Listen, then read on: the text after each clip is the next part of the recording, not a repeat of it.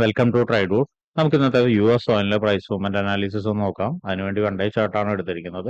One day ചാർട്ടിൽ നോക്കിയാൽ കാണാം, ഇന്നലെയും മാർക്കറ്റ് ഒരു FEGയിലേക്ക് വന്നിട്ട് താഴോട്ടേക്ക് വളരെ സ്ട്രോങ് ആയിട്ട് ഇറങ്ങിയിട്ടുണ്ട്. ഇന്നലെ പറഞ്ഞൊരു ഏരിയ ആയിരുന്നു മാർക്കറ്റ് ഈ ലെവലിലേക്ക് എത്തുന്നുള്ളത്. എക്സാക്ട്ലി അവിടേക്ക് തന്നെ എത്തിയിട്ടാണ് താഴോട്ടേക്ക് ഇറങ്ങിയിരിക്കുന്നത്. ഇനി ഇന്ന് മാർക്കറ്റ് ഇറങ്ങാനുള്ള ഒരു സാധ്യത ഉള്ള ലെവൽ എന്ന് പറയുന്നത് ഇവിടേക്കാണ്. ഇവിടേക്ക് മാർക്കറ്റ് എത്താനുള്ള ഒരു സാധ്യത കാണുന്നുണ്ട്. അത് ബ്രേക്ക് ചെയ്ത് കഴിഞ്ഞാൽ പിന്നീട് എത്താനുള്ള ഒരു സാധ്യത എന്ന് പറയുന്നത് ഈ ഒരു ക്യാൻഡലിന്റെ ലോയിലേക്കാണ്. അതിനെയും ഒന്ന് മാർക്ക് ചെയ്ത് വെക്കുന്നുണ്ട്. അപ്പൊ ഇത്രയാണ് പ്രധാനപ്പെട്ട ഏരിയാസ് വൺ ഡേ ചാർട്ടിൽ മാർക്ക് ചെയ്യുന്നത്. ഇനി നമുക്ക് ചെറിയ ടൈം ഫ്രെയിമിലേക്ക് പോവാം.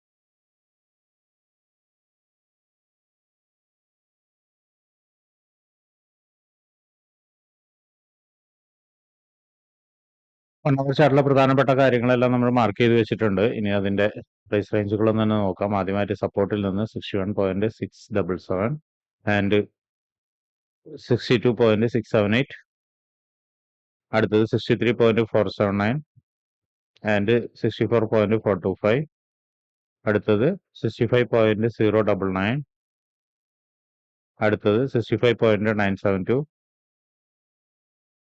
അടുത്തത് 67.155 ആൻഡ് 68.083, അടുത്തത് 69.630 ആൻഡ് 70.504. ഇത്രയാണ് പ്രധാനപ്പെട്ട ഏരിയാസ് മാർക്ക് ചെയ്തിരിക്കുന്നത്. ഇനി നമുക്ക് 50 മിനിറ്റ്സിലോട്ട് പോയിട്ട് എൻട്രി സാധ്യതകളൊന്ന് നോക്കാം.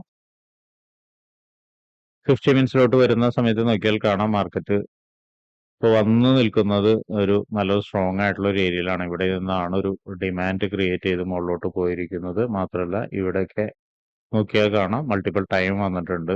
അപ്പോൾ ഈ ഒരു ലെവലില് അത്യാവശ്യം ഇമ്പോർട്ടന്റ് ആയ ഒരു ലെവലാണ്. അപ്പൊ ഇവിടെ നിന്നൊരു കൺഫർമേഷൻ കിട്ടുകയാണെങ്കിൽ ഒരു നല്ലൊരു കൺഫർമേഷൻ, ജസ്റ്റ് ഒരു മുകളിലേക്കൊരു ഒരു ബ്രേക്ക് മാത്രം തന്നാൽ പോരാ. ബ്രേക്ക് തരുന്ന സമയത്ത് നല്ല സ്ട്രോങ് ആയിട്ടുള്ള ഒരു ക്യാൻഡിൽ കൺഫർമേഷനോ അല്ലെങ്കിൽ ക്യാൻഡിൽ പാറ്റേണോ ഉണ്ടെങ്കിൽ മാത്രം നമുക്ക് എന്ത് ചെയ്യാം, ഇവിടെ നിന്നൊരു എൻട്രി ബൈ എൻട്രി നിൽക്കാം. അതിനാൽ ബൈ എൻട്രി നോക്കുകയാണെങ്കിൽ നമുക്ക് എത്താവുന്ന ആദ്യത്തെ ഏരിയ എന്ന് പറയുന്നത് ഈ ലെവലാണ്. ഈ ലെവലിലേക്ക് എത്താവുന്ന സാധ്യത കാണുന്നുണ്ട്. ഈ ലെവലിൽ നിന്നിട്ട് ഒരുപക്ഷെ മാർക്കറ്റ് വീണ്ടും ചിലപ്പോൾ ഒന്ന് താഴോട്ടേക്ക് നല്ല സ്ട്രോങ് ആയിട്ട് താഴോട്ടേക്ക് വരാം. അങ്ങനെയാണ് സ്ട്രോങ് ആയിട്ട് വരികയാണെങ്കിൽ ഈ ലോയിനെ ബ്രേക്ക് ചെയ്തിട്ടായിരിക്കാം സ്ട്രോങ് ആയിട്ട് വരുന്നുണ്ടാവുക. അപ്പോൾ ടാർഗറ്റ് ചെയ്യുന്ന ഒരു ലെവൽ എന്ന് പറയുന്നത് ഈ ഒരു ലോയെ ആയിരിക്കും ടാർഗറ്റ് ചെയ്യുന്നത്. അവിടെ നിന്നും നല്ലൊരു കൺഫർമേഷൻ കിട്ടുകയാണെങ്കിൽ മുകളിലോട്ട് ഇറങ്ങി പോവാം, കാരണം മുകളിലോട്ട് കയറി പോവാം. ഇവിടെ നോക്കിയാൽ കാണാം മൾട്ടിപ്പിൾ ടൈം മാർക്കറ്റ് പലതവണ നിന്നിട്ടുണ്ട്. ഇവിടെ എല്ലാം പ്രശ്നം എന്ന് വെച്ചിട്ടുണ്ടെങ്കിൽ നമ്മളിപ്പോ സപ്പോർട്ട് മുകളിലും താഴോട്ടൊക്കെ വരച്ചിട്ടുണ്ടെങ്കിലും അതിന്റെ ഉള്ളിലും വന്നിട്ട് മാർക്കറ്റ് മുകളിലോട്ട് കയറി പോകാനുള്ള സാധ്യത ഉണ്ട്. കൃത്യമായി സപ്പോർട്ട് ലെവലിലേക്ക് തന്നെ വരണമെന്നില്ല. കാരണം നോക്കിയാൽ കാണാം ഇവിടെ എല്ലാം 50 മിനിറ്റ്സിന്റെ എല്ലാം സപ്പോർട്ടുകളുണ്ട്. എല്ലാം കാര്യമായിട്ട് തന്നെ മാർക്കറ്റ് ഈ ഒരു ലെവലിലേക്കൊക്കെ വന്നിട്ടുണ്ട്.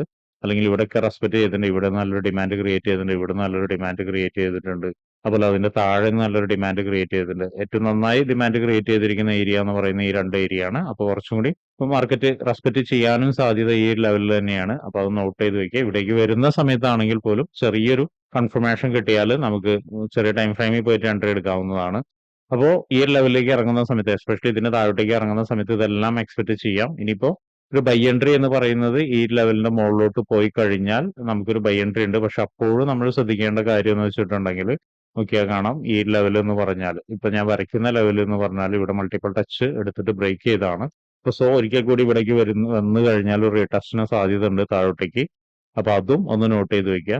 എന്തായാലും ട്രേഡ് എടുക്കുന്ന ആളുകൾ US ഓയിൽ കൃത്യമായ ഏരിയയിൽ നിന്ന് കൺഫർമേഷൻ തന്നെ എടുക്കുക, ഇടയിൽ നിന്ന് എടുക്കാതിരിക്കുക. കാരണം ഏരിയയിൽ വന്നു കഴിഞ്ഞതിന് ശേഷം ക്ലിയർ കൺഫർമേഷൻ ഉണ്ടെങ്കിൽ മാത്രം ട്രേഡ് എടുത്താൽ മതി. അല്ലെങ്കിൽ നന്നായി സ്റ്റോപ്പ് ലോസ് ഹണ്ടിങ്ങിൽ പെടാനുള്ള സാധ്യത കാണുന്നുണ്ട്. അപ്പോൾ ട്രേഡ് എടുക്കുന്ന എല്ലാവരും അതൊന്ന് ഓർമ്മയിൽ വെക്കുക.